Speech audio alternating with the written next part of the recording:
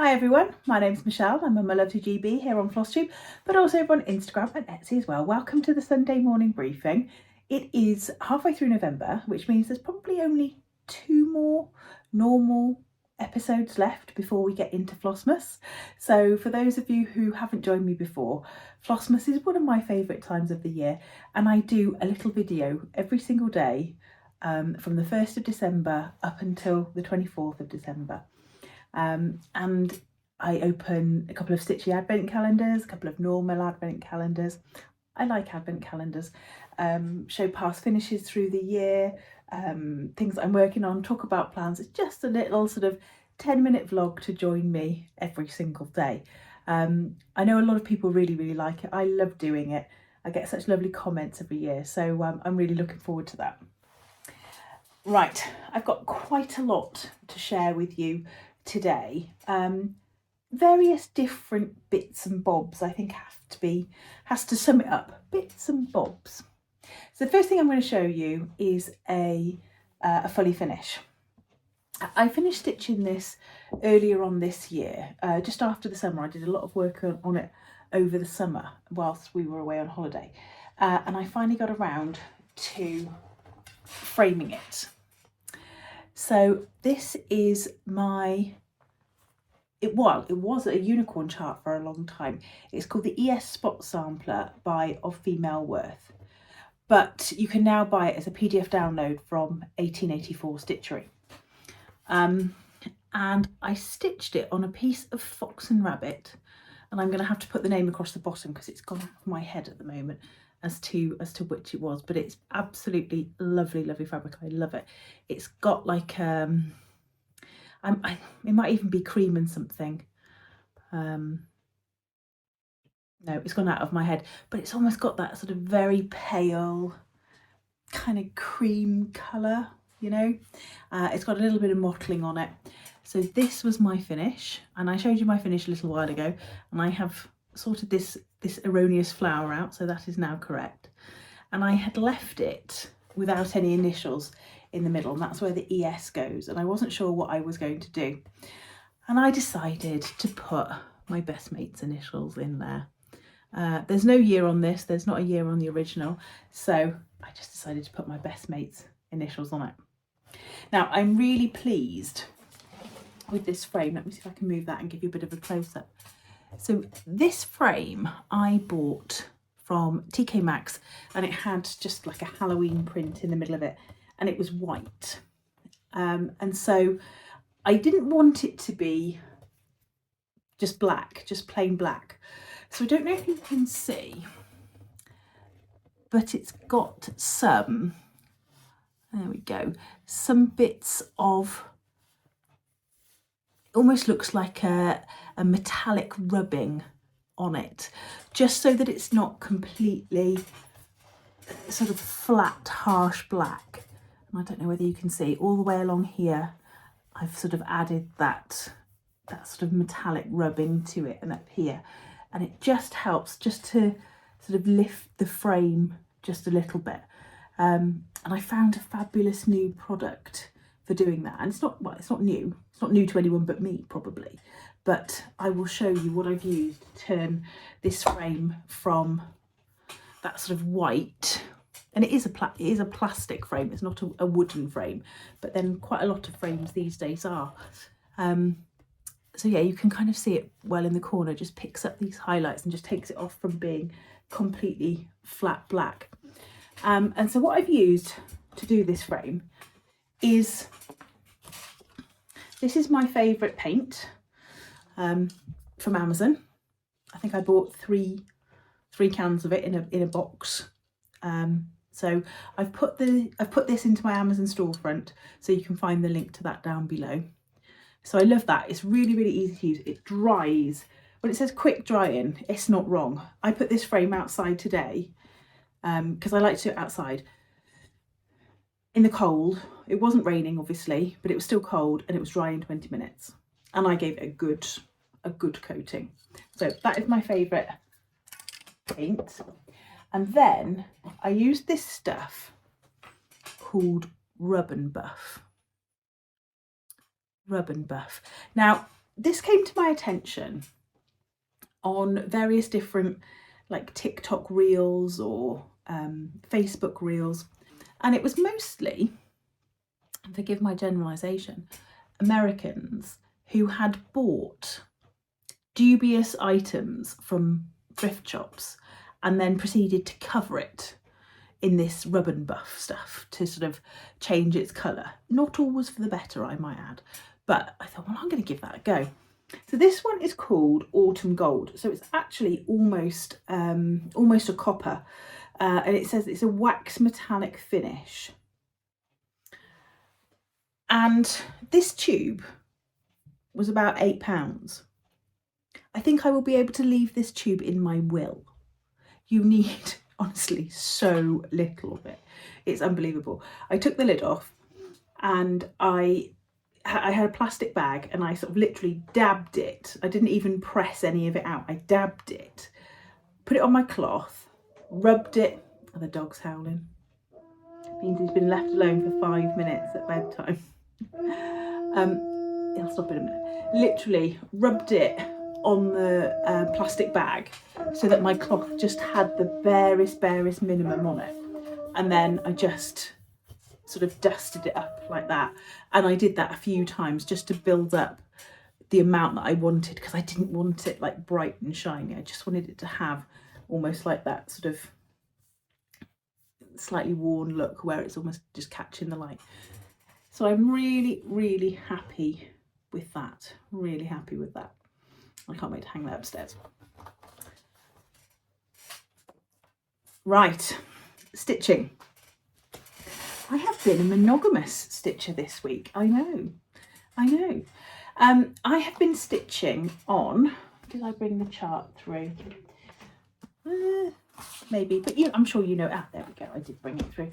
This is Olga's Stocking by Plum Street Samplers. And I have been saying for quite a while that I wanted this finished for this autumn.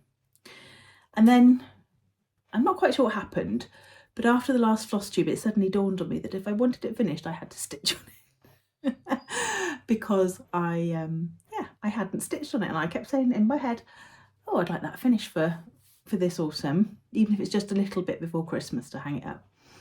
And I thought I'd better stitch on it then. So this is my Olga's Stocking. There we go. You can see I really needed that bit of fabric for something at some point.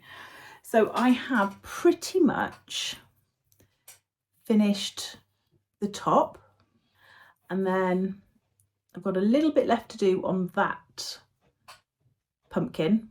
The cat's finished apart from the whiskers. And then I have got down in the toe, I've got about 2 or 3 more lines of the cream to do. And then I've got this big fill in here to do. And then there's the odd stitching in the doodads in certain places. But I'm really hoping to get that finished this week, and maybe a quick turnaround for a fully finish. You never know. You never know. I dyed the fabric myself. It's a 36 count. It's a really nice colour. I wish I had some more of it. I have used sort of the called for colours, and I have sort of gone off on my own merry way a little bit as well. I've probably got more colours in mine than are called for, but tones of the same ilk. So love that. I love that. Do not underestimate this. This is huge.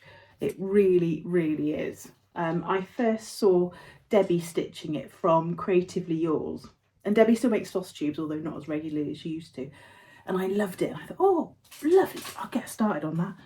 Oh my word, there is some stitching in that. So I'm nearing the end. I am nearing the end, and it'd be quite nice to get that out of the WIP book. Right, everything else I've got to show you is plans, bits and pieces of haul, a new sampler that I bought, some Save the Stitches. I bought some Save the Stitches this week, which I don't normally do because quite frankly I've got enough of my own. But I did buy some this week and I'll show you that. In fact, let's show you that first, the Save the Stitches. So I do often look on Vinted, actually. I find quite a lot of nice bits and bobs on Vinted. And this just sort of popped up onto my, you know, we think you might like this. And I've always wanted to stitch this. And it was like £10. And I thought, well, I'm going to buy that. And I'm just going to frame it up for Christmas. So this is a chart. And I'll have to try and see if I can look up the name. But it's something like Windswept Santa. Something like that. And it is pretty much complete. There is something that I just need to fix here, which I will just make up without the chart.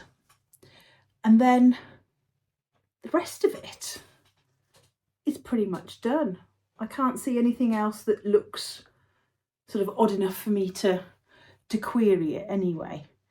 And as I said, I've always wanted to stitch this, so when I saw it for the lowly price of £10, I thought, wow, that's such a lot of work. Somebody's put such a lot of time and effort into that. And yeah, I'm gonna save it. It's stitched on an Ada, but it's a sparkly Ada. Not something I would normally pick, but I think once it's framed, it will look lovely and it will just be a lovely thing to have out at Christmas.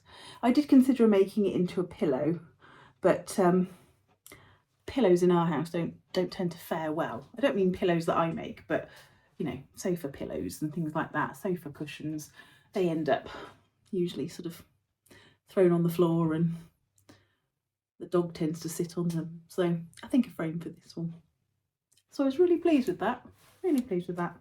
I'll show you the other thing that I saved from Vinted as well. I said at the beginning that I like an advent calendar, and I do like an advent calendar.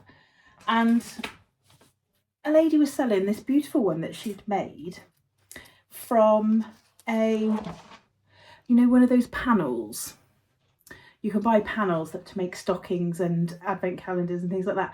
And I'm an absolute sucker for one of those panels, especially if they're kind of like a 70s or 80s version of it. And I don't know why. I particularly like the big Cranston stocking panels, although I've never made one. And she was selling this beautifully made advent calendar. Now I haven't ironed this one. This is just as it came out of the bag. And you put it on a pole or a curtain rail or something like that. And it's got these little pockets there. So when I went to Tesco's earlier, I was eyeing me up a box of those lint balls, thinking, well, I could put a lint ball in each of those. Or, as I've done in the past, if you like the Stitchy advent calendars, but don't necessarily want to stretch to an advent calendar, and you could still do this now actually, or you've missed them because they've sold out, what you can do is you can get in touch with people like Patchwork Rabbit and Peakside and just drop them a message and say, can you parcel me up 24 threads? Don't tell me what they are, just invoice me for 24 threads. Okay? And then have your significant other, child, partner, parent, just pop them in an empty advent calendar for you. So if you want to increase your stash somehow, that's a great way of doing it. And that's the way I did it the very first year. And it was lovely. It was really lovely because I got a thread every day. The Patchwork Rabbit had picked them for me, so they'd chosen ones which they knew frequently come up in charts.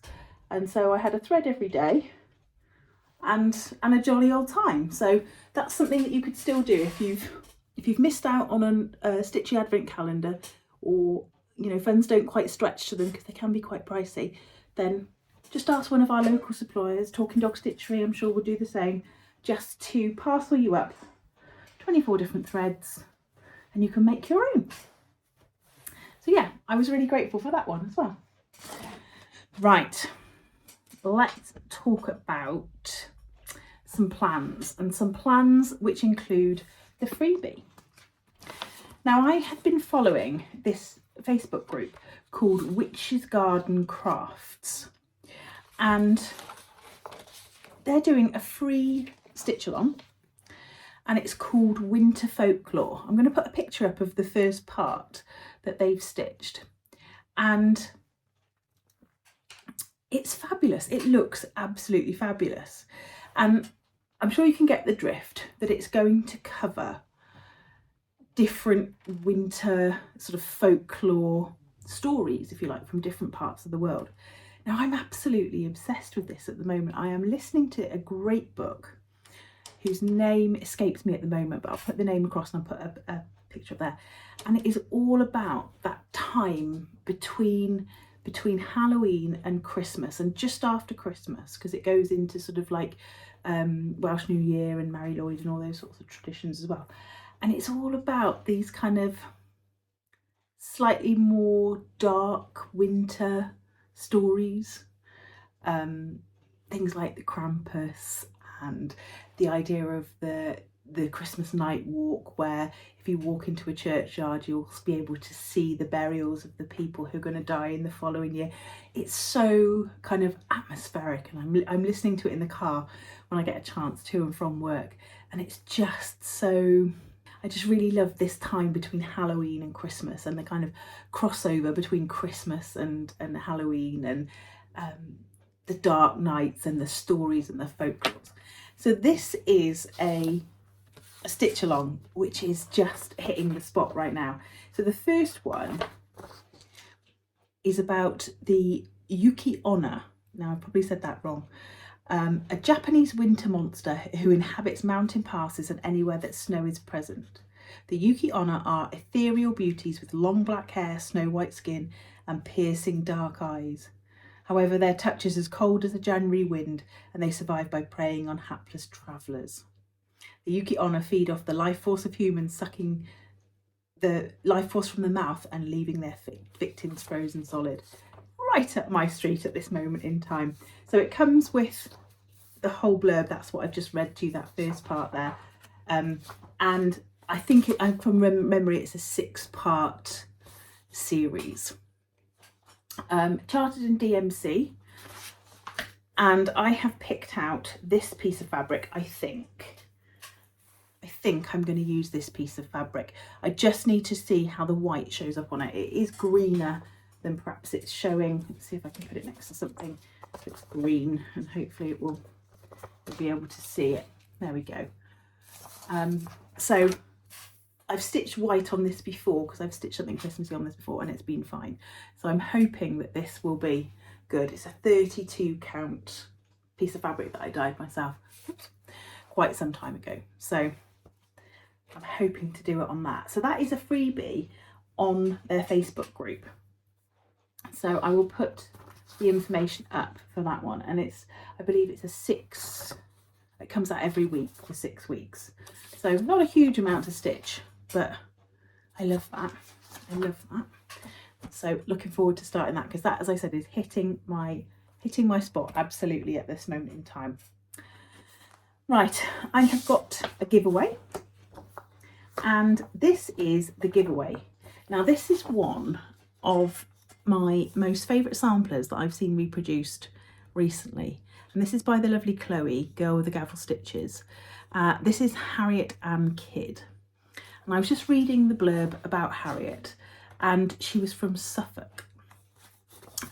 Chloe does go into more detail about where she came from and her history. It's stitched using just black and brown thread. So if you were looking for a black sampler November, I think you could probably stitch this one. Black and brown thread. But look at that border. Look at that border. Isn't it phenomenal? And I just love this at the bottom. I just love it. She was 8 when she stitched this. So I just love it. beautiful. It measures 229 by 231, so it's almost square. And this is going to be the giveaway. If you'd like to buy this from Chloe, you can go straight to her Etsy shop and get this now. And Chloe's got lots and lots of other beautiful, beautiful patterns to share. So do go over and take a look. So let's go. Ooh, what are we going to go for? Tree. Let's go for tree, just because there is a nice big tree at the bottom of this sampler. No other reason. So if you'd like to win a copy of this, then put the word tree in your comment and I will have a look and search it up before I start my Flossmas. So I'm going to do it next week. I think I'm going to do it next week because I do have a cotton and twine box and I normally give those 2 weeks. So if you want to win a cotton and twine box, there's one available on the last episode. So you have to go and enter on the last episode for that one.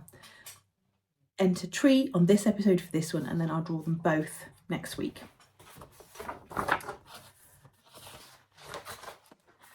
Right, what else have I been doing? I have been completing my, and I showed you this at the beginning of the year, I think, I put together this book of all of my various different whips. And I have been trying my hardest when I have finished something to take photographs and put those photographs in. So when I've actually fully finished something, I've been trying really hard to take a photograph and then put those photographs in, just to make a nice whip record. I'm getting towards the end of this book. I think I had 250 pages put in it, and I've probably got 50 pages left, which doesn't mean I've got 200 whips. I think I've got about 120 at the moment. Feel free to tell your partners that I have 120 and that you're not as bad as me, and just be grateful that you don't live with her. Feel free to do that. So yeah, I put a picture in once I've fully finished something. So I've got lots in here that are marked as finished, but they're not fully finished. So that'll be something to do. So I've spent a bit of time doing that this week, because I've also been thinking about Whip Go for next year. And if you follow me on Facebook, you'll have seen that I posted my Whip Go page that I've put up. And this is what I've done. So this is in my planner for next year from Laurie Sykes. And I know she's still got a few of these left, but I think Patrick Rabbit had some. You'll have to check and see if they've still got some left. If not, it'll have to be straight from Laurie. So what I've decided to do this time is, because I am so cantankerous with myself, and that as soon as I tell myself I need to work on something, it is the last thing I want to work on. I've decided to go with categories this year. And I've divided each box into 4, and each of those boxes is going to be 4 hours. So the things I've got in here are things like a red project, a project with an alphabet, a new start, my oldest whip, a project with little progress, Halloween, Christmas, a project with more than 50%, a project with silks, something with beads. I've even had to put in my own designs.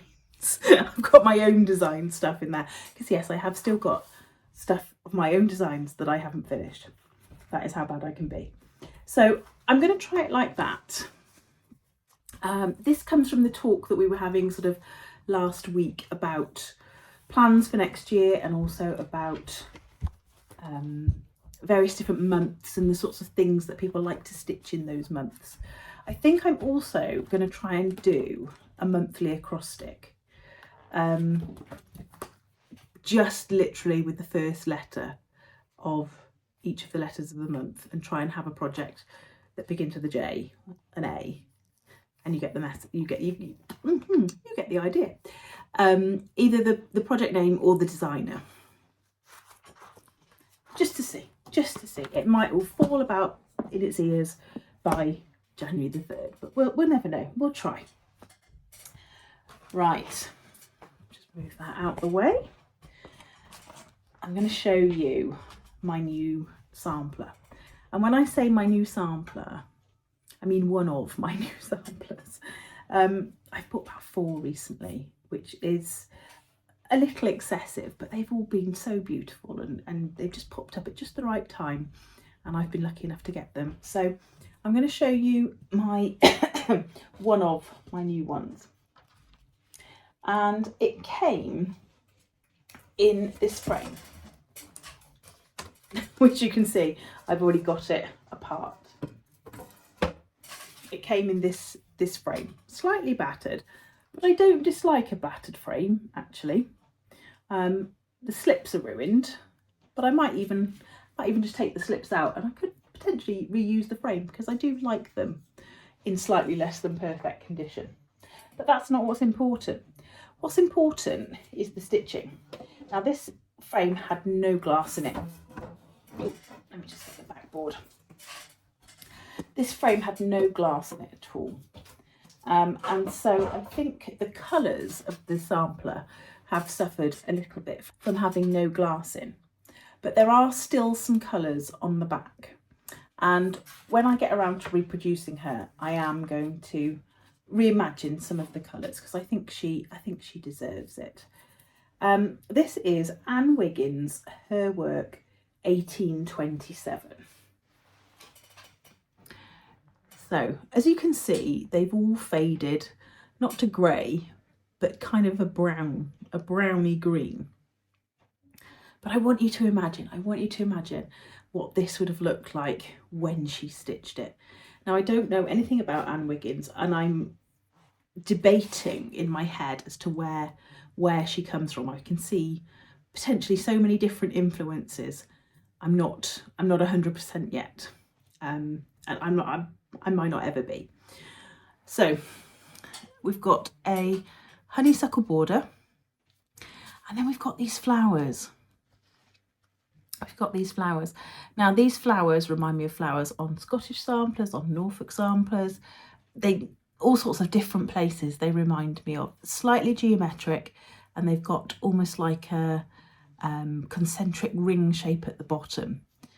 And up here they remind me of the flowers on my Susan Steele, but they're not necessarily particular to that area, so it's difficult.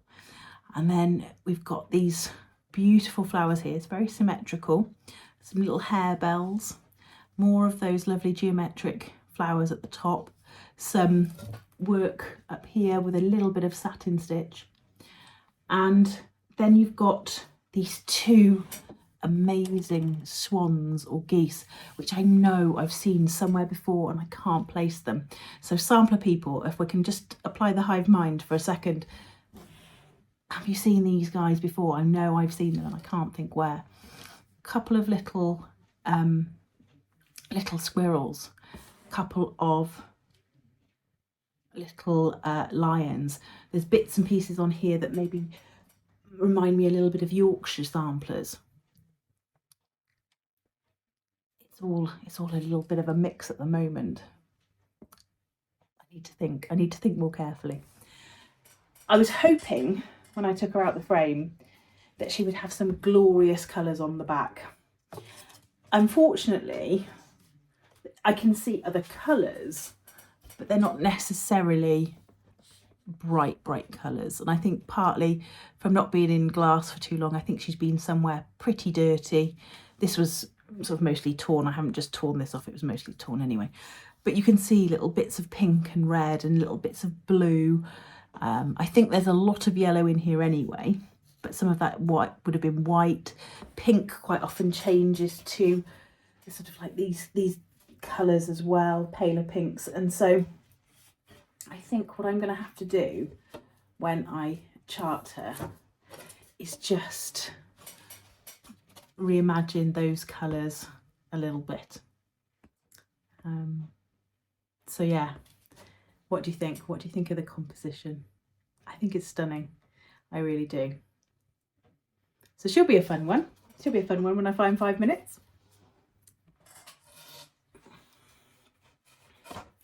Right, what else have I got to show you? I've got a little bit of haul and a firstly a bit of stitchy kindness. Now, a lady called Helen, who lives not too far away from me, sent me this poppy. She messaged me and said that she'd been crocheting some poppies to go in the British Legion box in one of the local villages, and she knew I liked poppies and would I like one. And so she sent me them, so I have put some extra money in the local British Legion box when they were collecting on the street, and this arrived on the 11th, so I was able to wear it in the evening. And isn't it beautiful? Red with lots and lots of sparkly sequins on. It's really, really striking. So thank you so much for that, Helen. That was really lovely of you to send that through to me. I also had bought this chart on a D-stash. This is the Prairie School at Acorns. I love these. I've thought about buying these before and haven't gotten around to it, but I just think they're stunning. And you get the charts to make the leaves, which are behind, but also to finish the stitching as the acorn and make the acorn top as well. So I jumped at that one. I had my auto ship from Talking Dog Stitcher. This is the second year in the woods. This is number 6. This is the chipmunk, which is lovely. I love that we're starting to see just a few more colours coming through. As I mentioned, the first two or three were quite a similar toned down palette, and I was hoping that there were going to be extra colours coming in to some of the later ones. So I haven't started stitching any of them yet, so I think what I'm going to be doing is organising them carefully. I do want to do them all on one piece of fabric, but I think I'm going to be organising them carefully to try and make the most of the colours and the arrangement. I received my Avera Soir shipment from Corey's Little Shop. Now, I'm part of the monthly club and I get 5 Avera Soirs every month. These are the slightly bigger, well, the very much bigger spools. These are the 150 metre spools as opposed to the 50 metre spools. So there's a beautiful olive green. There's a slightly brighter grassy green. So if I put those two together, a dark brown. This colour is stunning, absolutely stunning. And a sort of a bluey grey. How lovely. And then this also came through today, which is my advent calendar from Corey's Little Shop. So I went for Letitia's advent calendar this year. I've done the Evertote, Roxy Fosco and Modern Folk Embroidery one for the last 2 years. So I decided this year to do a different one. And so I decided to go for Letitia's one. So being the very lucky girl that I am, I'm going to have this one, which I paid for. I'm going to have the Northumberland Sampler House one, which I also paid for, and then also the Historical Sampler Company box, which they kindly gifted to me. So we're going to have 3 advent calendars to work our way through in Flossmas. So we won't be short of a thing or two to talk about. I know it's excessive. But hey, come on, it's Christmas. I shall also be finding myself some lint balls to put in this one. And the other one I really like to have is a paper one, actually, one of those old-fashioned ones. We had a great one 2 or 3 years ago, which had the what was it, the Home for Captured Children in. It was brilliant. So I'm very much looking forward to it. Can't wait. Anyway, I will see you soon. Stay classy, Stitchers.